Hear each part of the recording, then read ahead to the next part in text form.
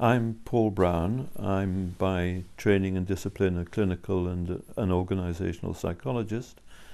I've recently held visiting professorships in organizational neuroscience and in individual and organizational psychology, and I'm fascinated by human potential.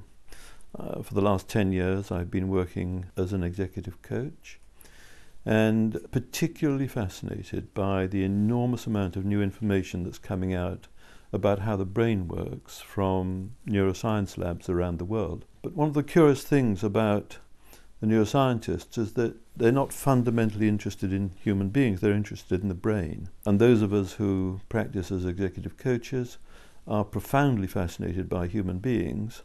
And I'm proposing the view to the coaching community in general, and through the Association for Coaching in particular, that there is now a science emerging about human behavior of a kind that we haven't had access to before, and that nobody's really claiming this body of knowledge as their essential professional discipline.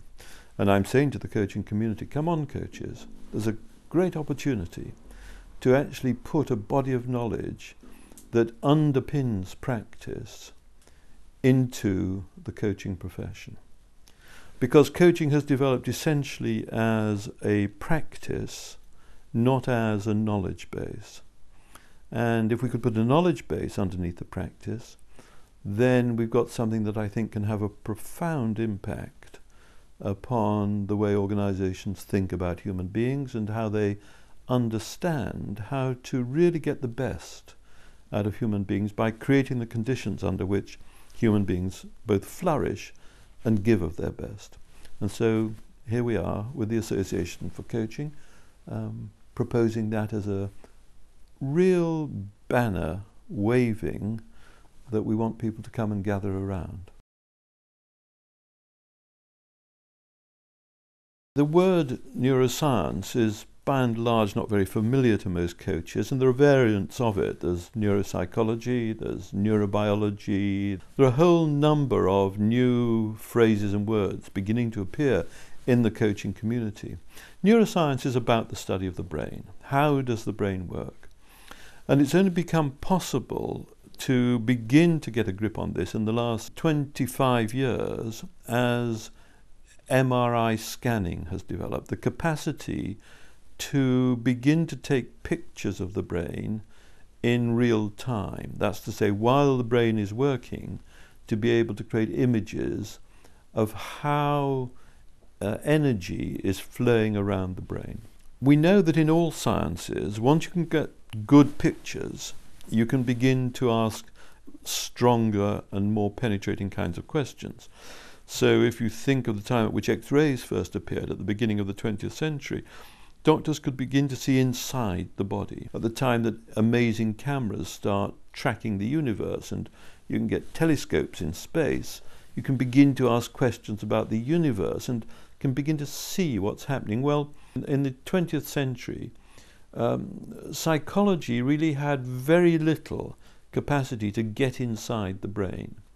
In the 21st century, we're developing the most extraordinary capacity to create images of how the brain is working, and then we can start asking and hopefully answering complex questions about, well then, how does this create the person? And who is the person mirrored within the brain? And that's what I think we're beginning to be able to get very interesting early answers to, and can begin to use that information in our coaching practices.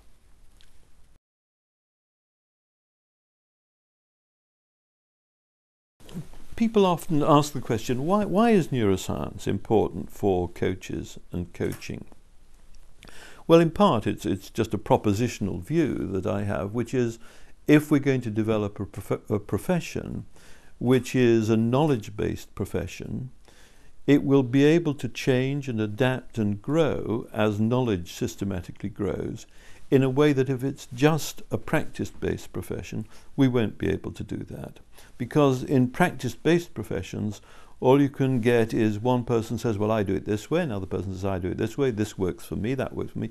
But you can't get underneath that to have a really informed debate.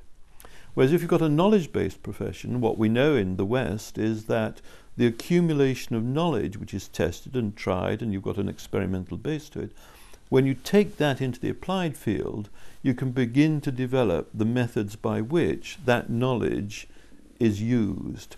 And so what we are very much at the beginning of in applied neuroscience, which is my particular fascination, is how to take the knowledge that's coming from neuroscience labs around the world and turn that into method and technique and practice, which is of value to coaches. Let me give you an example. We now understand that the whole of the human system is driven by the emotional processes that are in the central part of the brain.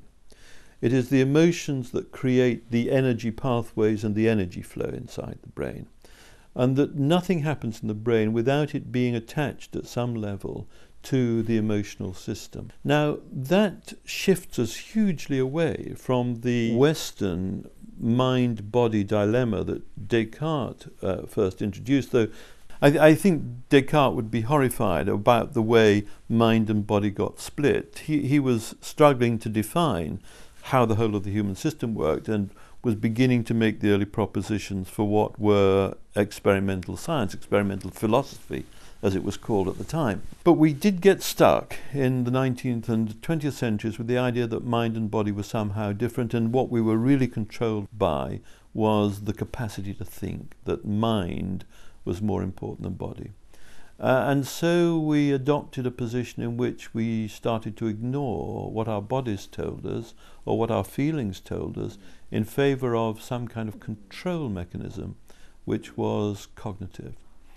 And what the 21st century is telling us is, come on, we've got to reintegrate our understanding of mind and body so that we're in touch with both. And now that we know that all information is processed in the first place through the emotional structures of the brain, and it's that that gives meaning to anything that we can give meaning to, that is the beginnings of a big restatement of how it is that we create relationship. In organizations, between ourselves emotionally and privately, it's a big restatement of what the mechanisms might be that we as coaches ought to understand in order that we can read situations within the individual and within the organization very much more effectively.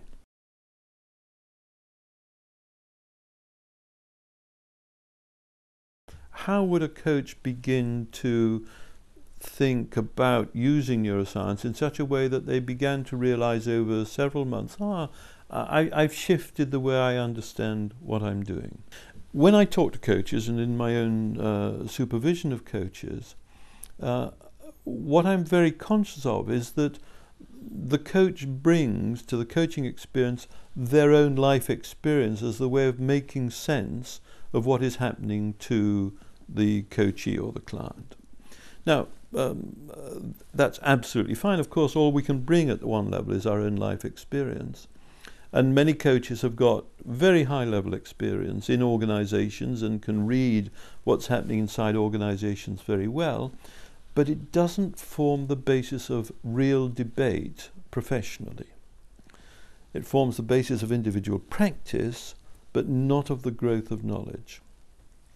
And so what would begin to be different within the experience of a coach beginning to use neuroscience is they would approach the client from the point of view of I, the coach, actually have a body of knowledge which, if I can use it in this context, will inform the client about themselves in such a way that the client can grow into an understanding of how to be in whatever situation the organization is presenting the person with.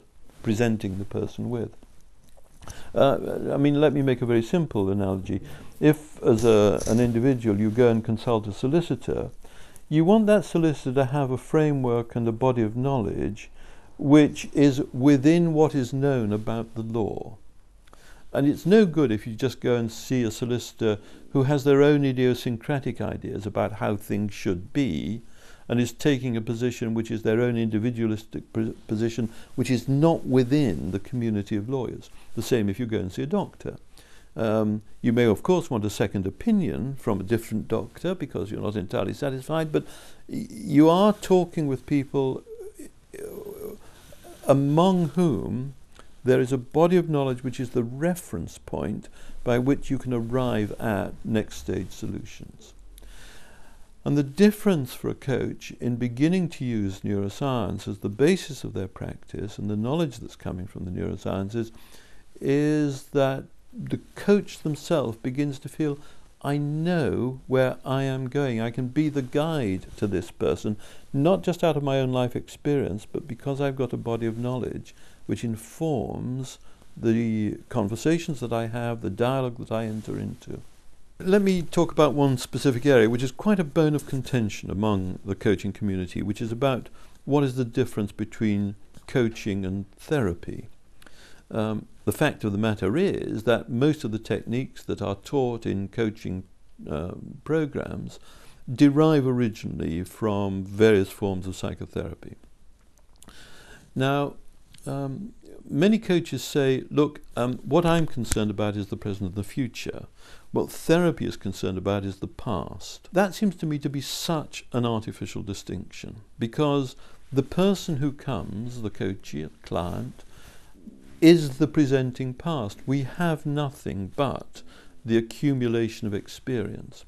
And in my own supervision practice and in my teaching of coaches, I'm absolutely clear that unless a coach really understands something about not just the events of the person's life, but the experiences and what they meant in the person's life, the coach is going to be very badly informed about what they can expect of the person's development in the future. We now know that the brain in its early development through childhood and into late childhood and through adolescence, the brain is extraordinarily plastic and malleable, and yet it begins at the same time to become increasingly fixed. It begins to create the identity of the person, which by the time a person is 22 or 23 or 24 has created the identity of the person that the person then projects into the world. And unless you understand as a coach something about what was happening in the whole of that process, you really don't know whether the person has got the capacity to do whatever the development is and the growth is that you're hoping to induce in coaching, because unless you've got an understanding of that pattern, you may just be running blind into the future. If you as a coach had been born in China, you would be speaking fluent Chinese. So you have within you, in principle, the capacity to speak fluent Chinese, though life experience may not have introduced you to the speaking of Chinese. Indeed, if you're listening to this, you're probably fluent in English in a way that a Chinese person might not be fluent in English. Now, if you wanted your coach, if you wanted your coachee, as it were, metaphorically, to speak Chinese, it would be a perfectly unreasonable thing to want them to do if you assume just because all people could in principle speak Chinese, any particular person will be able to speak Chinese if they haven't been introduced to it. The fact of the matter is that some of the things that we hope for in our coaching clients, if they have not been introduced to the possibility of that in their own growing up processes, will not have it within them. Let's take a child who is brought up in a relatively isolated family, doesn't have much social contact, is taught that being very clever at school is very important, turns out to be bright, does well in exams, gets a good degree from a good university, becomes a lawyer, is very technically good, and then finds themselves having to be a team leader in a law firm, and absolutely has nothing in their experience which would give them the sense of what it is like to be a team leader, how to be a team leader, what the nature of relationships are. Simply doesn't know that, and yet the law firm hasn't understood that the person doesn't have that capacity. If the coach doesn't understand that the person doesn't have that capacity, they will run their heads against a metaphorical brick wall in their coaching with the client, which, if they understood that the person doesn't have that capacity, they would go down a different route to get that experience, in order to start some process which was about building the capacity, rather than assuming that because everybody ought to be a leader, everybody can be a leader.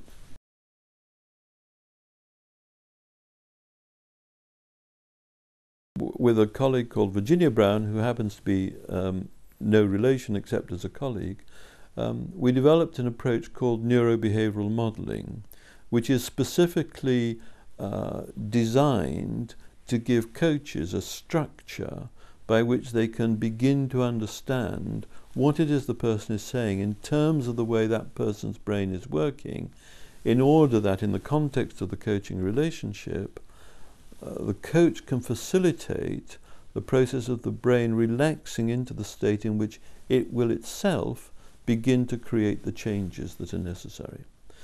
What I as a coach cannot do is change another person. What I can do is create the conditions under which the other person can take charge of their own change, but we need to know what we are doing in order to create those conditions. And for me, understanding how the brain is working enormously eases that process. And so part of coaching from a brain perspective is to begin to help the person be so informed about the way their own brain works that they can delight in beginning to use it as the organ which they have more conscious control of than may have been the case in the past. I actually take the view that change and development in individuals is an extremely difficult process. By the time we've got successful individuals well into their 30s, into their 40s, late 40s, into their middle 50s, much the best bet for the brain is to go on being exactly the same. Got the person there, the assumption is it will get them there in the future. But we know, of course, in a rapidly changing world and in rapidly changing organizations, people run up against the fact that what they've got may not do. But actually changing it is very scary and exciting. How we create the excitement and manage the scariness is part of the skill of knowing how the emotional processes really work in facilitating and inhibiting change, and that again comes out of the neurobehavioral modeling process. One of the things that neuroscience has made me do is reconsider some of Daniel Goleman's work, of course, who was the originator of the whole concept of emotional intelligence. I find that sometimes a very awkward concept, emotional intelligence, because in the way that it's now developed, it's got into being a quantitative process. When in fact emotions, though they do have quantity and strength attached to them, are in fact much more subtle than simply being able to measure how much. But you will know many organizations in which scales are used to see whether a person is or is not, or how much of it they've got, this stuff called emotional intelligence. I find it helpful to shift those words into talking about intelligent emotions, because the fact is that this extraordinary capacity we have to use our minds to think intelligently is a huge capacity, not something that we at any level want to get rid of, but we do want to inform it better by the way we understand that emotions underpin the way our intelligence and our decision-making system works. So one of the things I'm beginning to find helpful is the idea that intelligent emotions are a more useful concept operationally than emotional intelligence.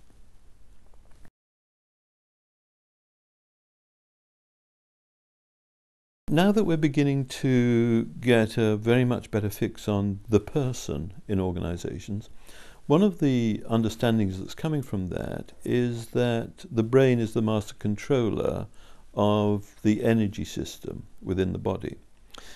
And the importance of that is that it is energy which creates profit. curiously, in psychology textbooks, there is very little reference to energy. But in fact, we are a physical system. And we now know that there is no behavior that isn't attached to neurochemistry in the brain, and that all behavior has as its precursor the organization of the brain in organizing its neurochemistry. So we're beginning to crack this extraordinary thing about what is the human being. In parallel, there is no significant work going on of which I know that is cracking the problem, but what is the organization? There's a huge amount of organizational theory, but there is no systematic work going on which would help us arrive at a shared common understanding of what is an organization. And one of the implications for me of the neurosciences is that we ought to begin to ask the question, what is the organization? Could we arrive at a point in time in which, in the way that human beings are the same the world over, though culturally they may appear different, in terms of their essential systems they are the same, how could we arrive at a position in which we also understand the vital organs of the organization and we are agreed upon them? It's not just one consultancy says this, or another consultancy says this, or why don't you do it this way or that way? Why don't we have something underneath that in which we're getting a much higher level understanding of the key elements of an organization? So my other fascination of the applied neurosciences is that I think it will lead us into an understanding of finding out how does energy flow, not only within the person, but around the organization. Where does it get blocked? Why does it get blocked? How can it be released? How can it be directed towards the strategic goals of the organization in both an operational and a tactical manner? And so I think that's the next big field for neuroscience in its applied area to engage with.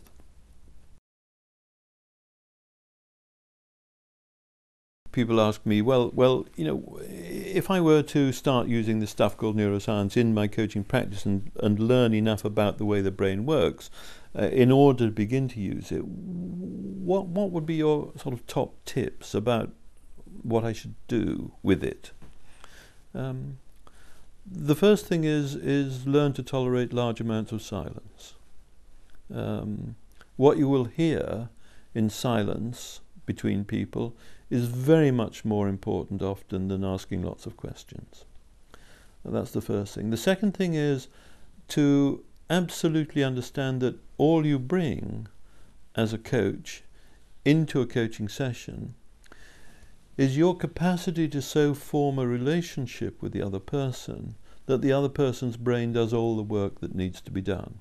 You may need to direct it a little, but the only power that you have is to make the other person's brain available to the possibility of change. And you do that by creating a relationship which is profoundly based on trust, but in which you are in charge of what's happening in the encounter rather than the other person.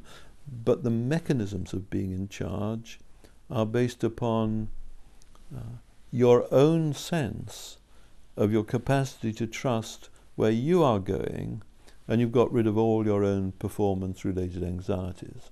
All those questions of, am I good enough? Will I get this particular job? Have we got the right chemistry? All those kinds of things. Let them disappear. They interfere with the forming of a relationship. Bit by bit, once you begin to create this kind of encounter, what you will work out is that trust and love are the most important ingredients of any professional relationship. We use that rather mealy-mouthed word respect. It's a word I hate in the context of human relationships because it creates the impression that it's something that can be demanded of another person. You can't demand anything of another person in a relationship, but you can give in such a way that the other person's brain begins to respond. And so the profound shift for a coach who begins to understand how brains resonate together is to begin to create the conditions under which trust and something that can feel like love begins to pass between coach and client. The third thing, and it's completely contentious and largely unexplored, is an understanding that male and female brains are very different things. And the whole of performance-driven cultures requires in modern organizations that women become the best men they can be. That seems to me to be such a waste of extraordinary capacity. And one of the things I hope for coaching in the longer run is that it begins to be part of a shift in our understanding of what it is that women really bring to the workplace, which is something quite other than men. The last thing is that I, again, rather contentiously, provoke the view that HR has run itself into a very difficult position in most organizations. Very curiously, HR is among the least trusted parts of many organizations. And for the part of an organization which is supposed to understand and be aware of human process, to be not trusted is very damaging. So one of the things I hope for coaching is that a coaching begins to take on itself the responsibility professionally of understanding individuals well. It will begin to redefine what the practices of HR really are about.